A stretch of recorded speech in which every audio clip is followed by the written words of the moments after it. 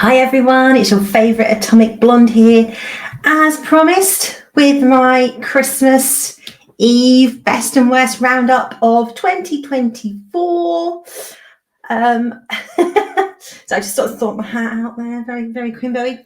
I haven't got a tree in the office this year because I haven't been in the office, or this room, I should say. So best I could do. Bit of rubbish, I know, but anyway, I have a fabulous tree downstairs, that's all that matters. So, yes, lots to cover. So I kind of done a top 5 best, top 5 worst, in my humble opinion, of films and TV programs this year. I'm sure you'll all have a different opinion. And as always, put it in the comments, let me know. So let's get straight into it. Hey, so it is Christmas Eve. Here in the UK, it's just around lunchtime. This is tea. A little bit. Mind you, it's just 12:05, so technically could have a glass of fizz, but trying to be good. So anyway, let's crack on. Lots to get through, lots to talk about. Okay, let's start with my top 5 films of the year. Let's go for it, shall we? So at number 5, I've got Smile 2. Oh, just to say, except for one category, which I'll explain when we get there. The sort of top 5, these are all things that I've watched or watched at least one episode of that I've reviewed, have thoughts on, not just gone, oh, it's rubbish, because everybody says it's rubbish. So, but I'll explain when we get there. The worst 5 films of 2024, I have not watched any of them. So breaking my own rule. But I didn't watch them because they were bad, okay? Everything else, though, I have suffered through at least one episode or the film. So, that aside. So, again, this, like probably most things on this list, you can go find the reviews in detail of these films, TV programs. I would have covered them throughout the year. So if you want to know in detail what I thought and why I thought it, go check those out. But it's just a quick rundown and summary, as you know, things to do, people to see, Christmas Eve. So back to Smile 2. Obviously a follow-up. Everything we get these days is sequels and reboots and whatnot. So when this was announced, again, I think like any sequel these days, you get a little bit of an eye roll. Going, oh, do we really need that? But I did like about this film is it wrapped up the story from the first film. We found out what happened to one of the main characters from the end of the first film. And actually, this is a pretty good sequel. It wasn't just a retread of the first film. You know, it did expand. It moved the story forward. And the actress that played the lead character done an absolutely sterling job. I thought it was very engaging. A couple of absolutely littered with jump scares. I nearly landed in the lap of the guy behind me in the cinema with one of the jump scares. And what these films do so well is, is what we're seeing real or is it not real, and what's actually happening, and are those people there, or is it the smile demon, as we kind of find out that it is. So definitely worth the watch. Great seeing it at the cinema. I really enjoyed it. My friend enjoyed it. Definitely one of the better sequels that we've had in recent times. And actually, I think you'll find on this countdown, pretty much all my top films are more or less, bar one, I think, are like horror films. 2024 has been a cracking year for horror films. And not just sequels. I think maybe that's what mostly in my list. So number 4, The Substance. Amazing performances from Demi Moore and Margaret. Is it Dual? I'm not sure how you pronounce it, but anyway, Duali. Anyway, as I said, the ending is absolutely bonkers. It's out there, body horror, gives Cronenberg a run for his money. But the whole premise, to see something so unique and so new and on the screen was fantastic. And to say, and Demi Moore, Dennis Quaid, absolutely fantastic in these roles. You kind of get to grips with where the story's going quite quickly, but there's really good characterization in this, and just sort of seeing how this substance basically creates a younger version of you, and it hatches, for lack of a better word, say out of your back, out of your spine, hence this rather disturbing poster. And the younger version is supposed to be around for 7 days, and then you swap back, and then the older version is around for 7 days. What we learn is that basically the younger version, because they are younger, wants to live their life, and then they stop switching. And it kind of hints that this has happened with other people that have done this, and things spiral out of control really quickly, and there's massive consequences to the host if they don't swap back. And this is really that journey, that deterioration. And say Demi's performance is just so strong through all this. Again, saw it at the cinema. The look on some people's faces at the end was interesting. I'm still not sure what I think at the end, to be honest, because it just went absolutely batshit crazy. But overall, I really enjoyed this film. Definitely a film I'd watch again. As I said, full review is on the channel, so check that one out. The Fall Guy. So this is my exception to the horror films in this list. I love the director of this. He also done what the channel's named after, Atomic Blonde, Bullet Train. Now, for some reason, his films don't seem to do that well at the cinema. Neither Bullet Train or Atomic Blonde were massive hits. I mean, I think they were respectable, because obviously he still gets directing jobs. But I went to go see this, and I was literally the only person there. The whole cinema to myself. It was fantastic. It's like having your own private cinema. I mean, this must be what it's like to have a cinema room. It's amazing. And the chemistry between Ryan Gosling and Emily Blunt is great in this film. It's light-hearted, it's funny. I think the problem is it's very loosely based on the 80s TV show The Fall Guy, which I remember with Colt Stevens, the good old Lee Majors. But most people, under 50, 40, 50, don't remember the show and don't even know what a Fall Guy is. Now, obviously, the way the story plays out, it's meant as the Fall Guy, i.e. a stuntman, and the Fall Guy who takes the fall. So you could just interpret it as the latter. But I think they really, and I think it's with David Leitch films, is they really struggle to know how to market them, because they're often funny, they're action, they're violent. But I say there's a lot of humor in there, and they just haven't cracked how to market his films yet. And I think that's why they don't do particularly well at cinema. But when they seem to get on to streaming and DVD or 4K, that's where they make their money. And hence why he still keeps getting director gigs. And I hope he continues to do so, because for me personally, he churned out some absolute bangers. I mean, I remember, watching both Atomic Blonde and Bullet Train at the cinema. And so certainly Bullet Train, I think I had a smile on my face from the start of the film to the end of the film. I absolutely love it. I've rewatched it many times. I've also picked up the 4K of this, which I will be watching between Christmas and New Year as my sort of, the big Christmas film. I highly recommend this. It is a bit long, like everything these days. They could have definitely tightened it up and made it a bit tighter. Ironically, the 4K is even longer. There's an extended version. I was like, I don't know why we need the extended version. There's some cracking cameos in this, but I really enjoyed it. Again, put a smile on my face. You want a bit of cheering up. This is an absolute bagger to stick on with the family. Probably sort of teenage upwards, because I think there is swearing in it from memory. But yeah, love this film. Do go check it out if you haven't already. Again, full review on the channel. Heretic. Oh, as I've said many times on this channel, Hugh Grant is actually having like a renaissance. It's fantastic to see. Literally growing up with Hugh Grant in like Four Weddings, Notting Hill, Love Actually. You know, a huge fan. And I don't mind saying I had a bit of a crush on him back in the day.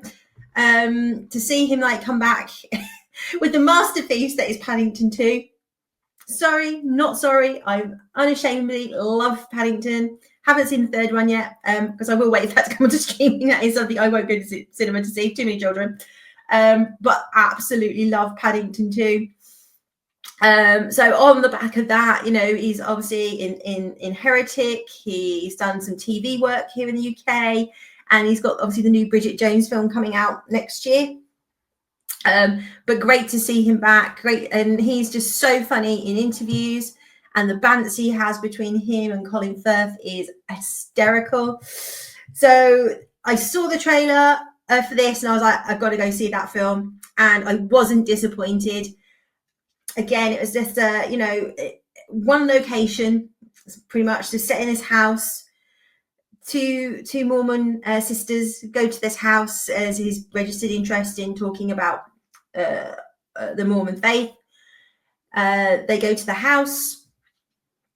The Mormon rules are that women cannot be alone with a man if obviously they're not married to them. So they're like, is your wife or someone home? He's, oh yeah, the wife's home. She's in the kitchen. So they come in. He says, oh, she's baking blueberry pie. And he, you know, starts questioning them about the Mormon faith. And basically they notice that the candle that's burning is blueberry pie, and no one is in the kitchen and no one is cooking a pie. The house goes into lockdown, and they're trapped in this house with this crazy guy. And I'm not going to say any more because I really want you to go watch this film. Hugh Grant's performance is fantastic, as is the girls. And the girls in this actually, one of them is quite annoying. Shocker. We can't seem to have any female roles about one of them being annoying. But overall, performances are very solid. Again, something new, something we haven't seen before. Fresh take, you know. Really enjoyed this. I will definitely watch it again and highly, highly recommend. And the last one, Dune Part 2. Anybody who knows this channel knows I'm a huge Dune fan. Read the books.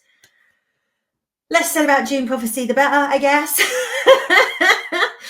Very disappointing. Hasn't made the top 5. It's not that bad, but yeah. But I was so excited for Dune Part 2 to come out, and this was back in March. I think it came out. Went to go see it at Odeon Leicester Square, London, IMAX. I think it's about like £17 or something to go see it in IMAX. And I absolutely loved it. Was not disappointed. I think this is up for Best Picture in the Oscars, I think, which I get. You know, Villeneuve's take and the look of Dune Part 1 and Part 2 is absolutely fantastic. I do agree with the criticisms of Zendaya, not to dogpile the girl, but her performance was just weak. She's like, she just spent the whole film like she had a bad smell under her nose. She kind of does this weird sort of scrunchy, ooh, I'm angry face, which really starts to grate on you after a while, especially when you've read the books and know what Chani's personality is actually like. And the fact that they sort of took her in a direction that she was angry and strops off at the end of Part 2, which is nothing like the book. You know, Chani's more mature. She understands the how the world works, kind of thing. Like Paul has to marry for an alliance. That's kind of his job as a duke, you know. And she fully supports him in that, understanding that he will be married to her in name only, and effectively the same as his mother is that she'd be a concubine kind type situation. So that's a very small, niggly part of an overall fantastic film. Amazing acting, but the look and the cinematography and the amount it cost. I mean, this thing costs like, I think $170 million, which is still a lot of money. But you compare that to where you got Marvel, nearly every film's 250 plus, and they look bad, they are bad. it just shows what someone with great vision and control and knows what they want to put on the screen. You can put it on the screen and make it look $250 million plus. So I obviously own both parts 1 and 2 in 4K, obviously. I think, you don't have to be, I think the thing is, Villeneuve has sort of opened it up to the normie. You don't have to be a massive Dune fan. You can literally go into this knowing nothing. And, it explains the story really well. It explains the politics. Yes, there's gripes from major fans and myself that, we don't, there's some characters left out, and we still, don't see certain aspects of the world. But it kept the story very tight, and that's why these 2 films work. So that's my number 1 pick of 2024 from films, and that is Dune Part 2. Okay, top 5 TV programs. 5, House of the Dragon Season 2. Warner Brothers made some interesting decisions, as they always do, deciding to cut down from 10 episodes to 8, so they could get the show out quicker. I think this did damage Season 2, that we just needed those extra couple of episodes, so the kind of cliffhanger that we were left on, basically everybody going to war, certainly the first battle, I think should have been shown in this season.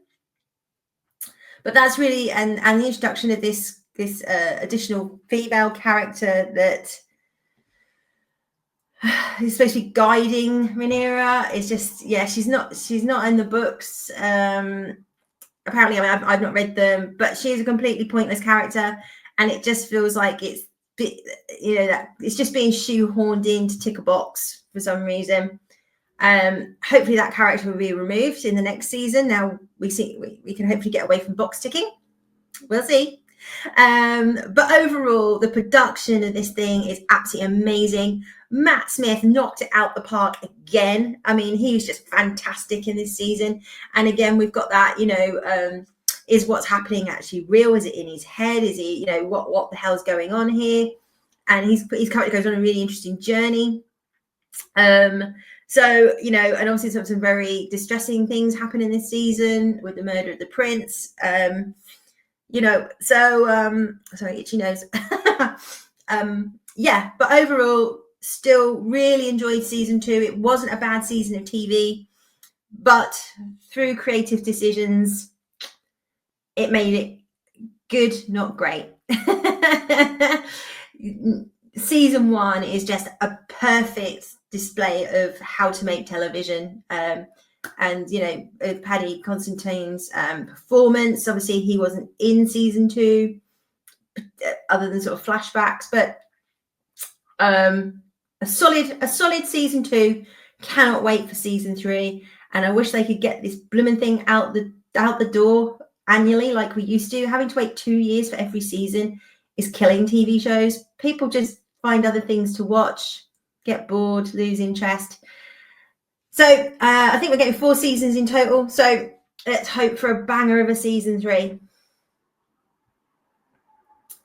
Slow Horses. This was in my top 5 last year, I believe. Again, every year, every season, the quality doesn't dip. The story's absolutely solid, and the performance, or Gary Oldman's performance, is just what makes this show. Lamb is so unlikable, but likable at the same. You can't help but like his character, even though he's absolutely disgusting and rude, and just. I think it's just he just gives no F's at all. What you see is what you get. Take it or leave it. So I absolutely love this show. It's on Apple. So it's a bit of a shame in the sense that it probably doesn't get as wider audience as it should. But I think you can now access Apple through like Prime.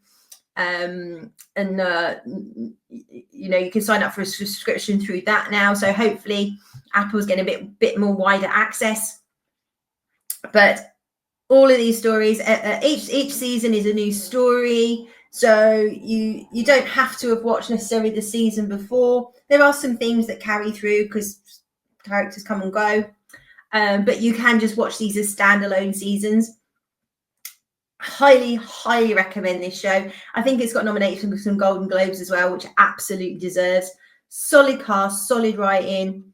I just love this show. It's been renewed, which is great. It's based on books by Will Smith, not that Will Smith, a different Will Smith. And I think we're on this. We just had season 5. I think there's 7 books, so he's like they're running out of books to adapt. But maybe they'll end it at season 7. I don't know. But it's an absolutely cracking show.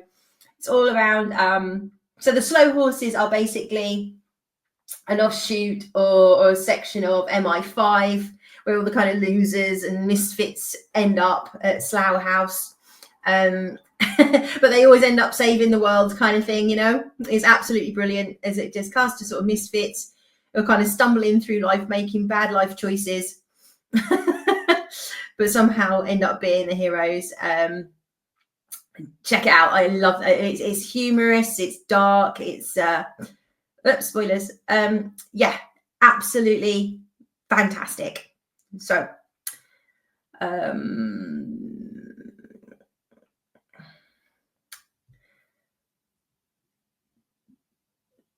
so my bear with me a second. Let me just, I think I might put these in the wrong order, have I? Have I not got 5? Hang on.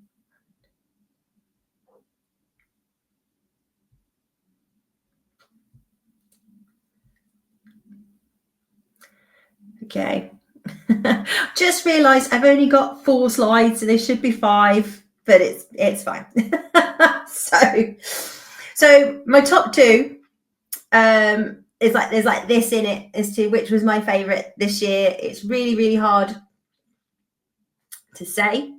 Now, before getting into this one, the Penguin. So actually, I'll just flip back onto slowly. So the third, which I forgot to put a slide in. Hey, what can I say? You know, a lot going on just before Christmas.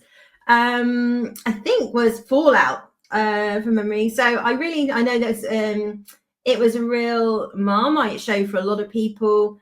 A lot of people didn't like it. I personally really enjoyed it. I loved how the lead character was written. She wasn't a Mary Sue. It wasn't like masses of intersectional feminism. She was actually a likable character. You were rooting for her. I know a lot of people didn't like the season finale. I actually really enjoyed it, and it worked for me because of Carl McLaughlin's performance. The way he just turns on a dime from being this lovely sort of bumbly dad to this absolute psychotic killer. And the way he's the same as in Twin Peaks, when he goes from like being Agent Cooper to Bob, that how his face just changes. So, you know, I found it really light-hearted, good fun.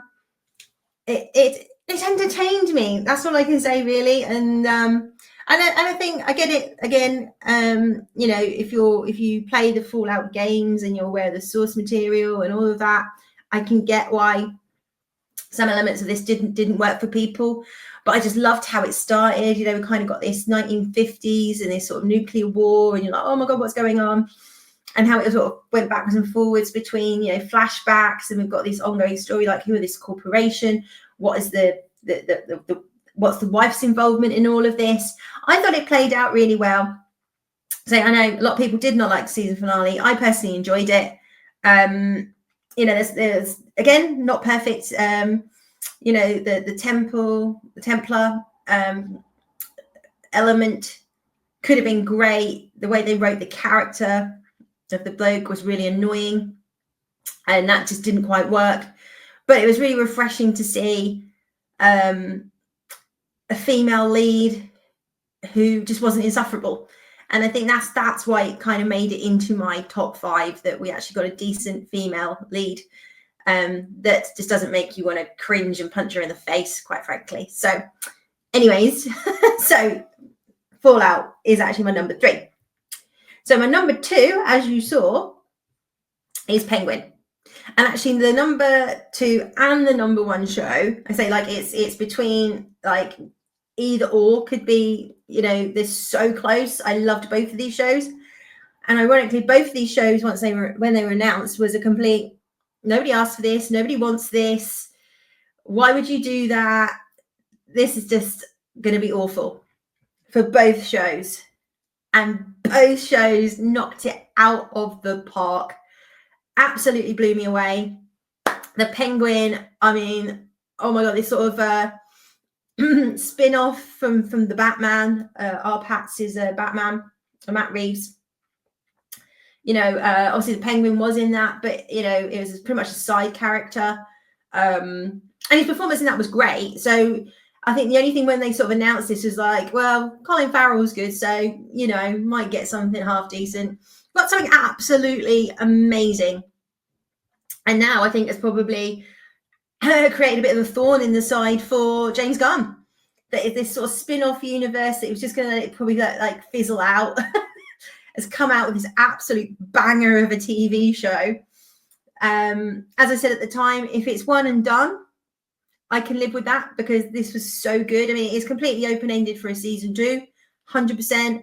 I think he's got a very small role from what we've heard, or currently, in the Batman 2, if the Batman 2 even gets made.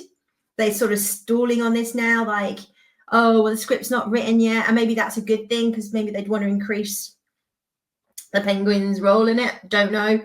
No news on a season 2.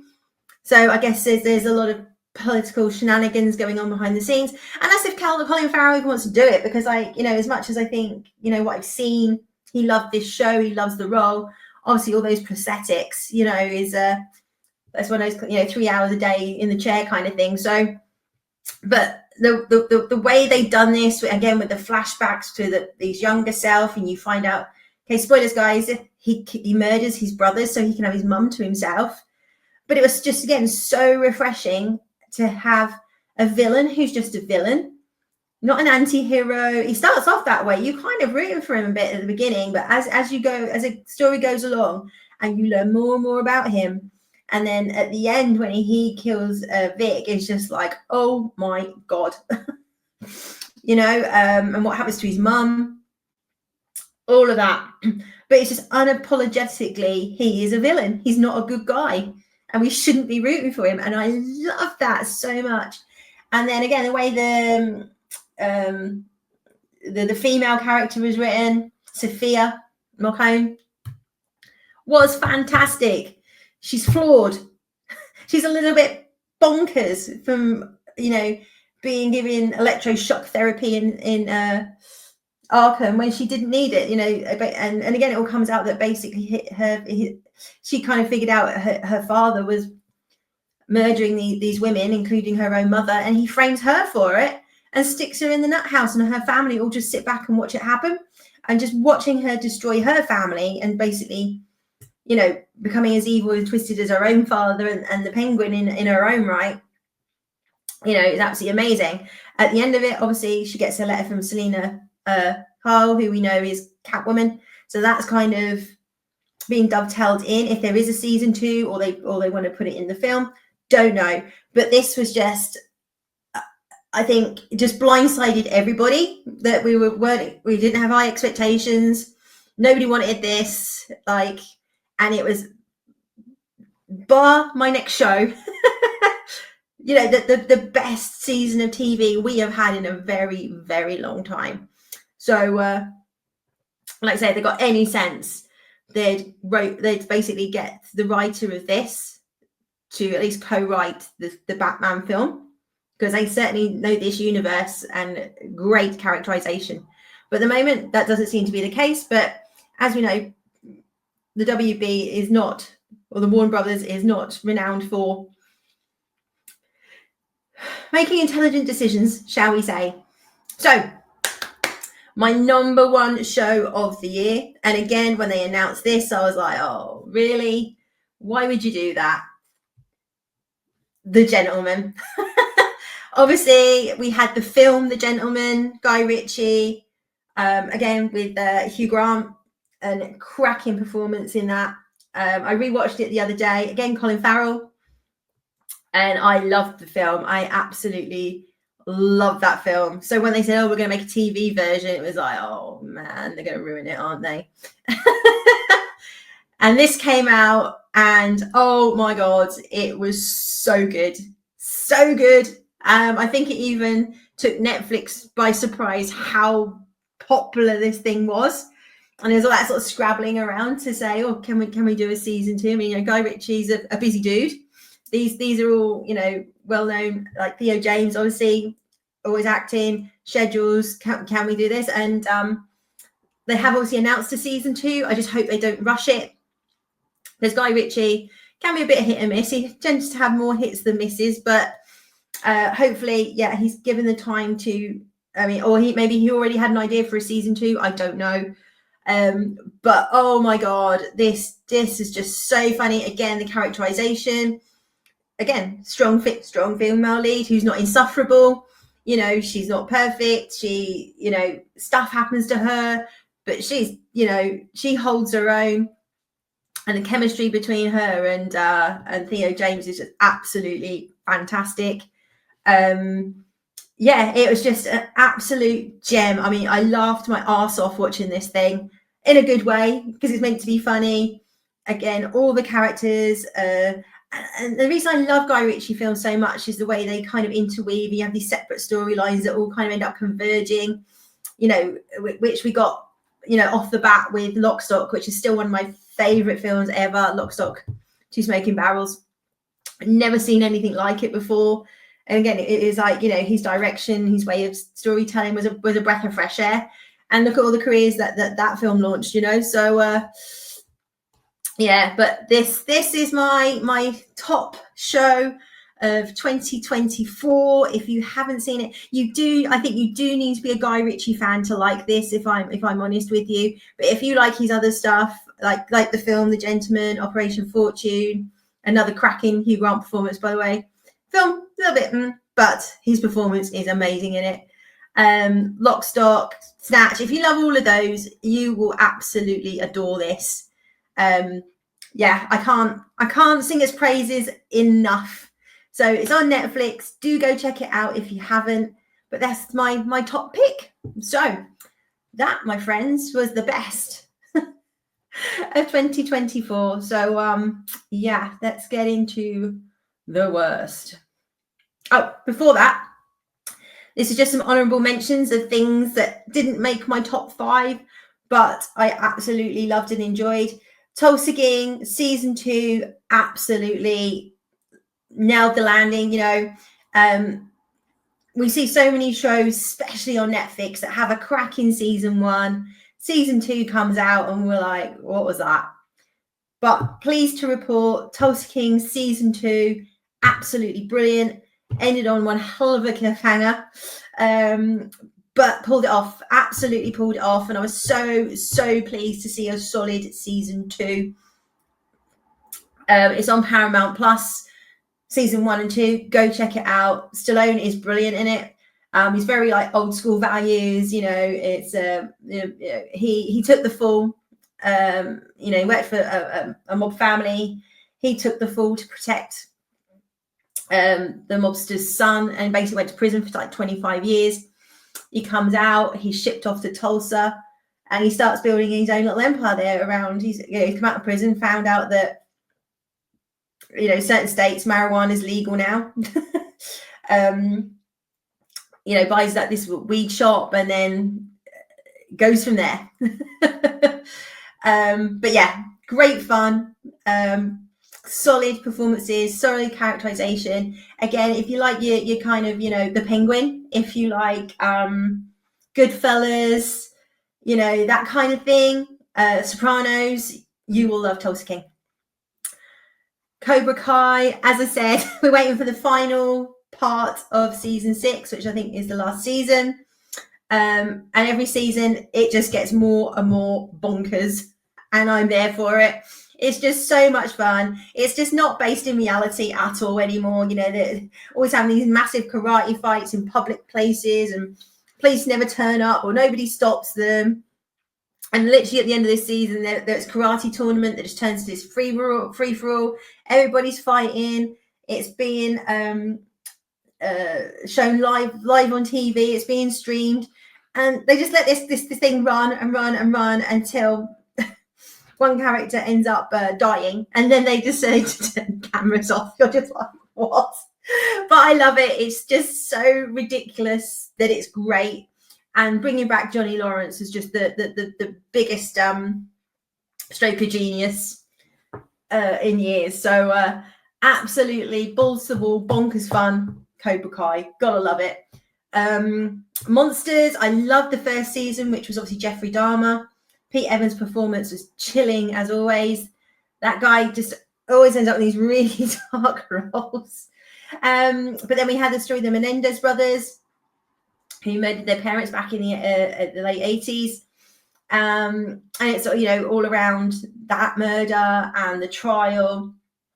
And there's still a lot of controversy now whether they should have received life imprisonment without parole. As they are said, the motive really for killing their parents was their father was abusing them, and their mother knew and just stood by and didn't do anything. Now, at the time, it was a hung jury the first time round. The second time round, they basically were shafted. That the judge basically wanted this done, and a lot of the sexual abuse stuff wasn't allowed to be presented in court this time. Character witnesses weren't allowed to come in, and people who testified that this abuse had happened weren't allowed to testify. So it's all very dodgy when you look into it. Now, what they did was horrific. Nobody is questioning what they did was horrific. The level of overkill and anger when you look into how the parents were killed is awful. However, sort of back in the 80s, there wasn't really an acceptance that men could be assaulted. The laws were very much driven and written around protecting women. And I think all people are saying now is that if the same thing had happened now, they may well have got life, but maybe with parole or a lesser charge of manslaughter due to the years of abuse. So I think they've got an appeal coming up next year as to whether they may or may not be released. I guess as much as I don't think either of the brothers, I think they did speak to the actors, but they didn't, because these I think is Ryan Murphy, and he always says, look, these are dramatizations, they're not biographies, they are entertainment. So it's a bit fast and loose with the truth in certain things. So the brothers didn't really support that this was a true telling of them, which I get, because Lyle really doesn't come out of this looking good. Yeah, so I guess we'll have to wait and see. But if you watch it as a dramatization, it was a massive hit. Obviously, we're getting the Ed Gaines one, I think, next year. But I love this show. I really, really enjoyed it, and sparked a lot of debate, which needs to be had around these kind of allegations. So, and obviously, Deadpool Wolverine. Don't really say anything more than that, do I? Great fun. Really enjoyed it. I think the palate cleanser we all needed from Marvel. So they're my honorable mentions. Top 5 worst shows of 2024. Now, not unsurprisingly, there's a bit of a theme to these shows. And this was, can you believe it? This was back in January of this year. I had to go look at it. I couldn't remember whether this came out last year or this year, but it was, so you can see there, January 10th this year. So bad, Disney dropped it in one go, Disney Marvel. Oh man, I watched one episode. I couldn't get through the rest. And I think pretty much everything in this top 5 I didn't finish. And I ended up just watching other people's reviews on how it ended, because I could just feel my brain cells dying. I mean, this is just the pinnacle of MCU, right? Echo. And I can't believe we've still got Ironheart to come next year. I mean, please do me a favour. But yeah, Echo, absolute the biggest crime is what they've done to Kingpin's character in this. I'm very much looking forward to Daredevil.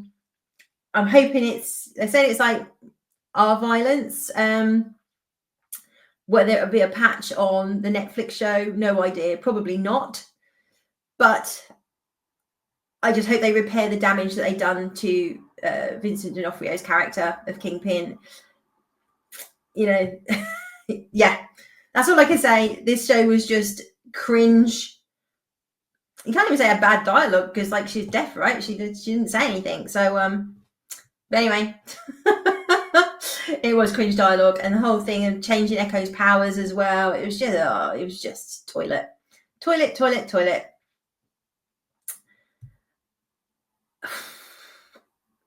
Umbrella Academy season 4. I mean, this was on a steady decline anyway from season 1.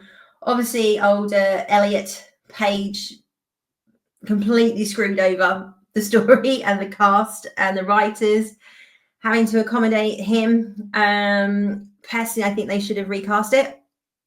Excuse me, and stuck to whatever the original plan was. But this just got worse and worse and worse as it went on. Season 1 was absolutely brilliant. Season 2, we started to see, oh, here we go, we're tick boxing now, and it's getting all, and it was all kind of centered around Elliot Page's character. And then by season 3, she'd obviously transitioned and tried just to accommodate that into the story, and yeah, it just went off a cliff. I mean, it just got so bad, so ridiculous, that you just didn't care about the characters anymore. And the ending, the ending was so bad that you literally went, well, that's the best you could come up with, really, in all this time. And it was just boring. It just sort of plodded along. Every season, the characters kind of got a personality change. There's no consistency. Got to be one of the biggest disappointments, over a 4-season arc I have ever seen. It was absolutely terrible by the end, and I didn't see anybody that liked season 4. So just as well it was cancelled, because boy, it was bad. Doctor Who. Now, to be very clear, I am a huge, as you know, huge Doctor Who fan. I literally, before this stream, was watching, we had Drop on iPlayer yesterday here in the UK, or it was on BBC 4, a colourised version of The War Games, which was Patrick Troughton's last episode as the Doctor. They've added in, so they colourised it. They basically done the same treatment they kind of did with the Daleks. So it was edited down to like 90 minutes in like one long feature, because obviously they were episodes back in the day. Been colourised, added in with AI, a modern day regeneration of Troughton to Pertwee, which I actually really liked. I know a lot of people are like, oh, I'd have to do that. I actually quite enjoyed it. It's lovely to kind of see, because obviously we've long lost these actors. And then sort of cuts into how the Third Doctor's story starts. So the colorization was great. Loved all of that. I pretty much checked out of Doctor Who from Jodie. I really tried to watch it and hated it, every second of it. And when they announced Ncuti Gatwa, well, the 60th, and David Tennant was coming back, and Ncuti Gatwa and Minnie Gibson, I was really excited. You can go back. The evidence is on here. I had optimism. I was like, the RTD's coming back. We're getting Tennant. Ncuti looks like a great guy. He's got that kind of eccentricity that the Doctor has, or comes across that he can play that. And then the anniversary specials dropped. It was just one big platform politically. Done nothing to honour the Doctor, the 60th legacy. I rewatched. I'm going through like the Christmas specials at the moment. The new Who Christmas specials, and I ended up sort of going on the Matt Smith and watching the 50th anniversary special going into the Christmas special. He's in Translaw. So, because I'd watched The Snowman, then I watched the 50th, etc., etc. And you look at the love that Stephen Moffat put into that 50th episode. You know, you got Tom Baker coming back, but just felt like Doctor Who, honoured Doctor Who. You got this whole, because originally they were hoping obviously Christopher Eccleston would come back, and you know what happened there. So they created the War Doctor, which actually made more sense in some ways, because it was always kind of, we assumed that Eccleston's Doctor was the one who fought in the Time War. And I guess originally that's what the idea was. But then to be able to pivot and bring in a legend like John Hurt, who's just, and the way he's sort of like, you know, judging how the Doctor behaves these days and timey-wimey and all that kind of love. But you have to love the character to know all of that kind of thing. To seeing what we got in the 60th, it was just, let's talk about issues that RTD as a being is bonnet about, and whack us all around the head with it. And then Shooty arrived. Their first Christmas special was Christmas last year, which was absolutely shockingly terrible. The acting was bad, the writing was bad, the Doctor's not the Doctor anymore, and that's not, you know. And I get so frustrated and annoyed where people just going, oh, you just, you know, Istanphobe. And it's not. I was so excited for Shooty. And I actually feel bad for the guy, that I think he could have been a great Doctor, but he's written so inconsistently. He's always crying. And the stories have just been dire. They're just lazy, you know. And I think, you know, doing the bi-generation, and he's not meant to have any baggage anymore, which made no sense either, because after the 50th, right, he saved Gallifrey. He knows Gallifrey's there. He didn't blow it up. And you know, you find that out, and that's reaffirmed very quickly in season 7 going into season 8. So he didn't have that baggage anymore anyway. But let's come up with this concept, because I can be a lazy writer then, because I haven't got to remember all the canon. I haven't got to remember, you know, or put in characterization about this guy who's got PTSD, right? I can just write this like happy-go-lucky camp guy running around crying. There's no depth to the Doctor anymore. There's no layers to the Doctor anymore. He's just been made too human. And the whole point is that he doesn't react the way that we react, because he's an alien. Right? He's over 2,000 years old. You know, his sensibilities are different. What upsets him is different. And now he's just like, you know, running around, not giving a crap about Ruby. Their friendship was so one-dimensional, you know, why they suddenly are such good friends and all of that. They just skipped over, oh yeah, we've been in the TARDIS 6 months, FYI, so we're really good friends now.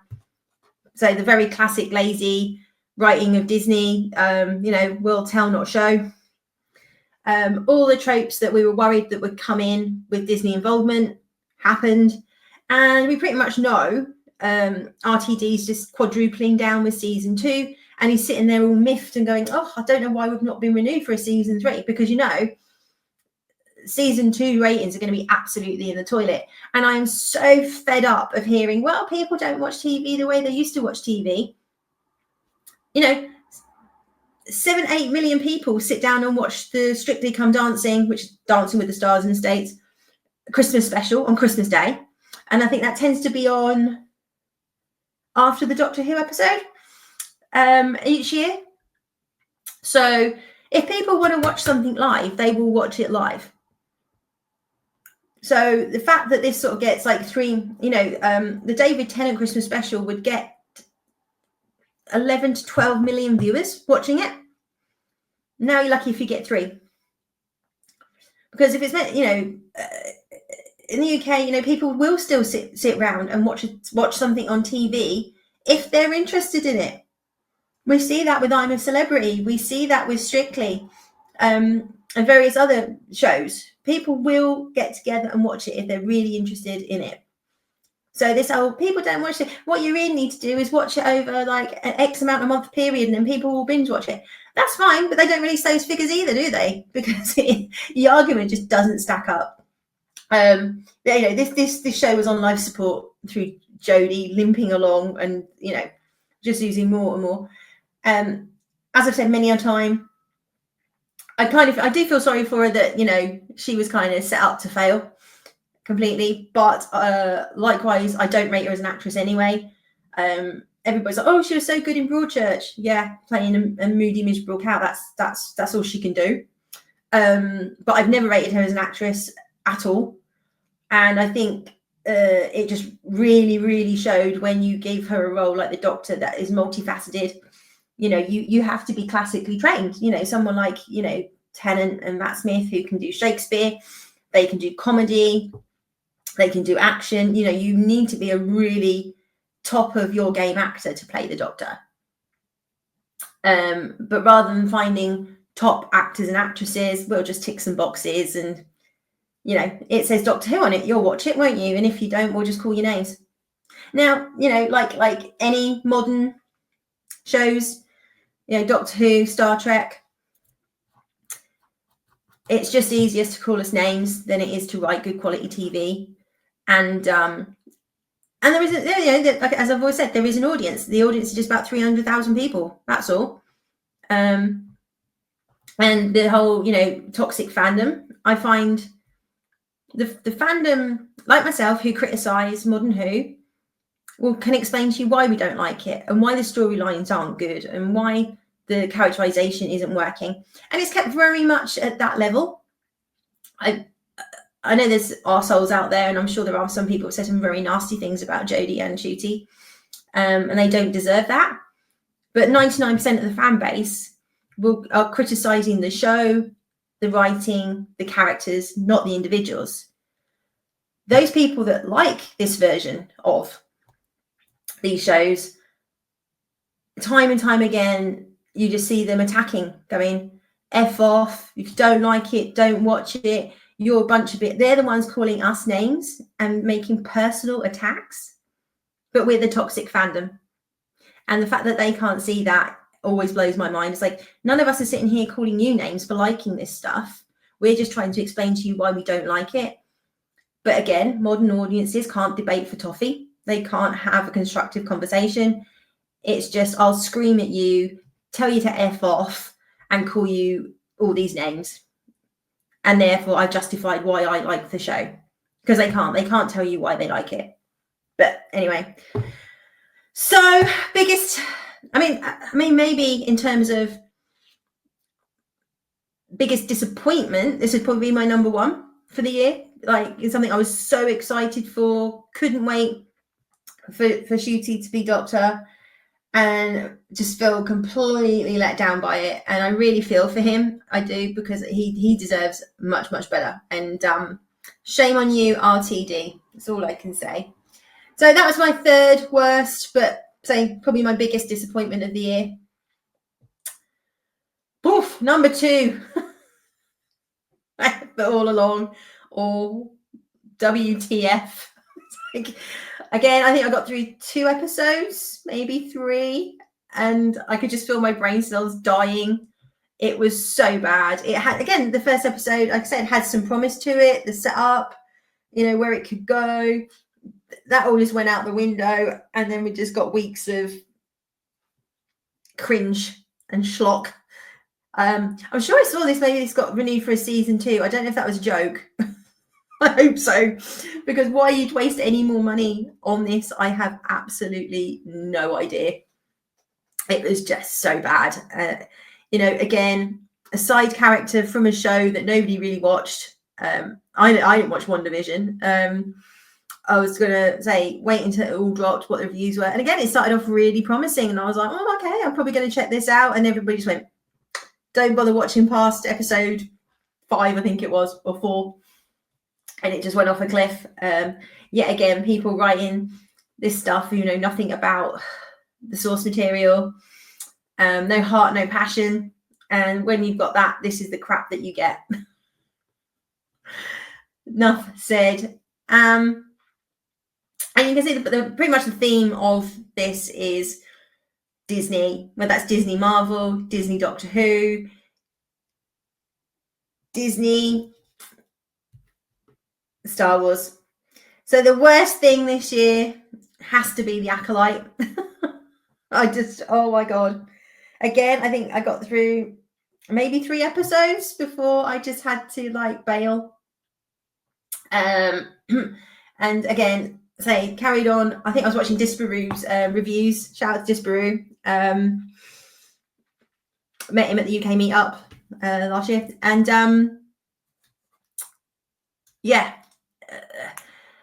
the reviews are funnier, more interesting, and more entertaining than the show itself. And I don't know what's more entertaining. Well, I know what's more entertaining is this constant. We knew it for season 2. There's a fan base out here. All 5 of you, bless you. And literally yesterday, Disney came out and said nobody watched this. Literally nobody watched it. And it cost 180 million. Ouch. I felt so bad for the actor from Squid Game. He'd learned English to be in this. This was his like sort of big break. And yeah. Poor guy. And he's a great actor. Obviously, we've got Squid Game season 2 coming out Boxing Day, 26th of December. Very much looking forward to that. And but this was just a travesty all the way around. It was badly written, badly acted. The characters were just laughable. Come at me with all your strength. It was like cringe city. It was like, oh.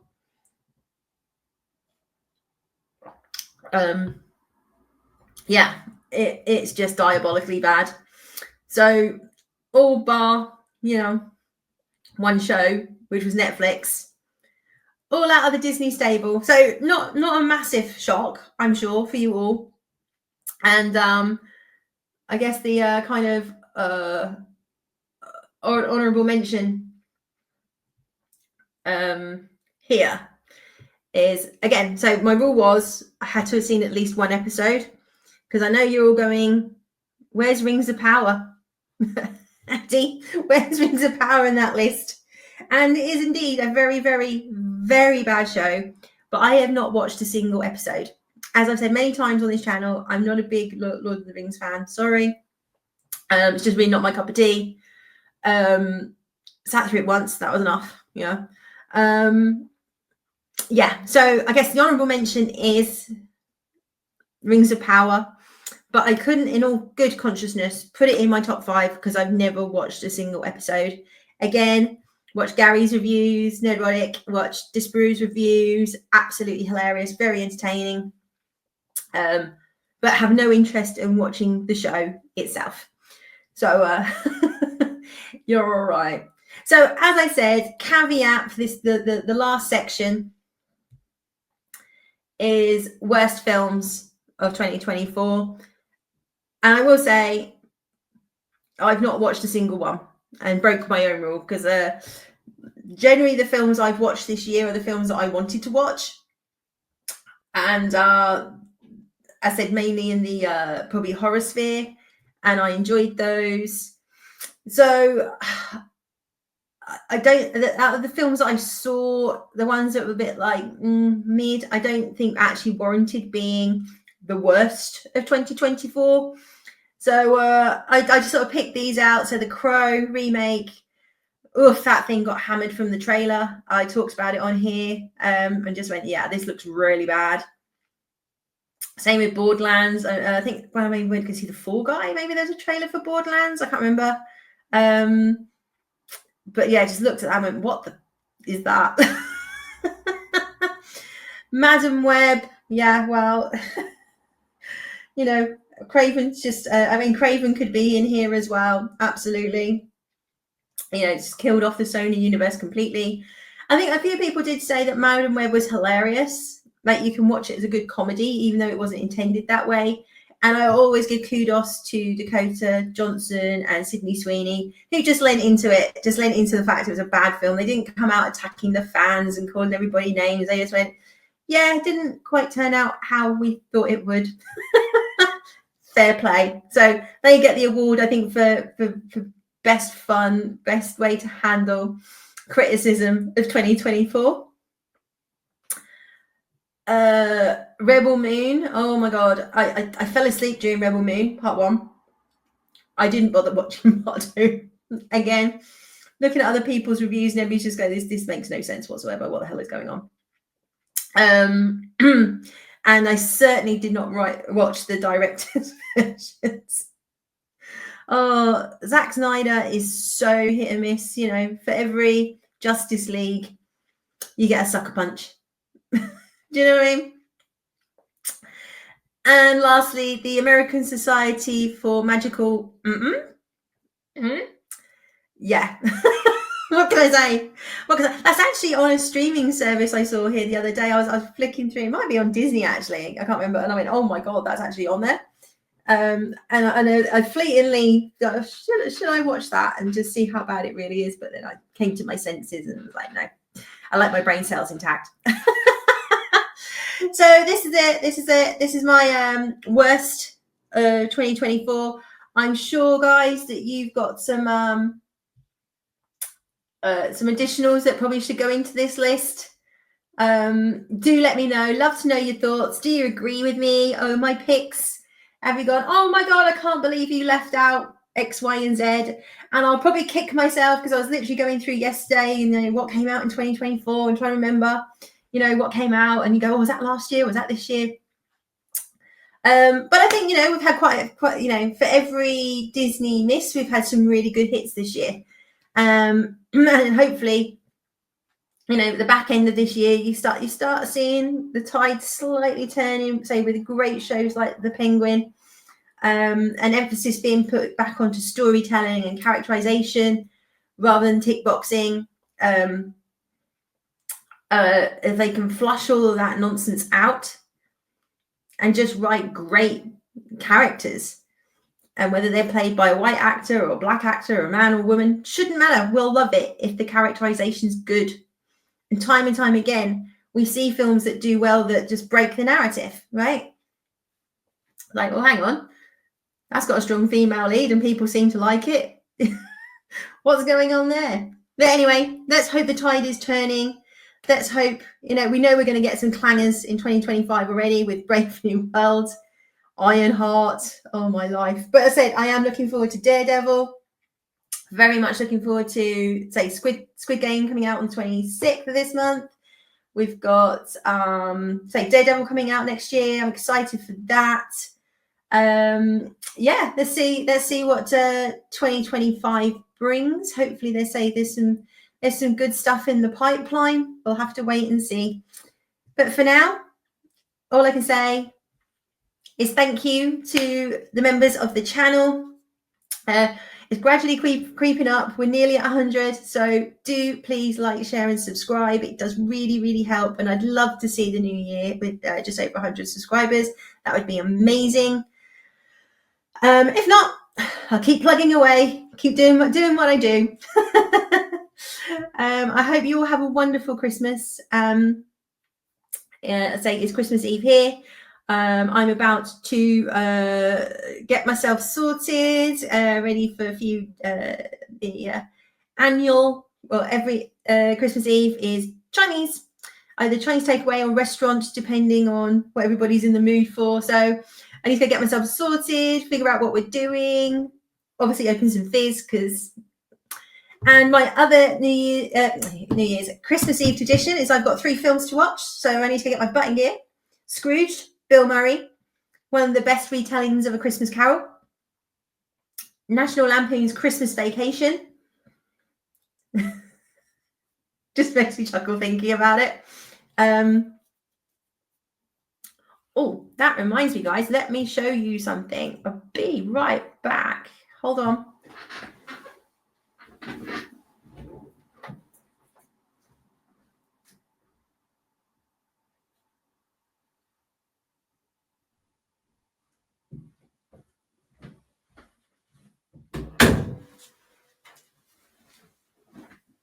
Let me show you this.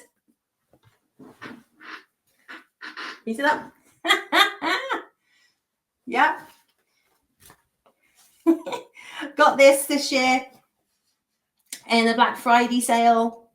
Big, oversized Griswold from National Lampoon's Christmas Vacation hockey shirt. So we can see that. It's from Jersey Nation. It was like sort of half price in the Black Friday sale. So I will be donning this to watch the film. Very excited for that. And last, by no means least, to round out Christmas Eve, as always, I will be watching It's a Wonderful Life. Black and white original version, not colorized. Just a tradition, that's what can I say. So that's my Christmas Eve taken care of. Chinese Fizz, great films, great company. So have a wonderful Christmas. I'm pretty much busy between now and New Year. I might try and do a New Year's Eve stream. I don't go out New Year's Eve, don't like New Year's Eve. So hopefully I can jump on, maybe go into a bit more detail, the stuff that I'm excited for in 2025, and give you a review of Squid Game Part 2, assuming I've got through it all. Well, Season 2, Part 2. I will let you know. But just in case, I will say have a wonderful New Year if I don't see you guys till then. But I'm pretty sure I'll squeeze in a stream either the 30th or the 31st. So fingers crossed. If my if I'm still in one piece, my liver's intact, and I haven't exploded like Mr. Creosote, I'll be here. So thanks as ever, guys, for your support. Very much looking forward to 2025. Have a wonderful Christmas and New Year, and I will see you soon. Do let me know your thoughts in the comments. You all take care now.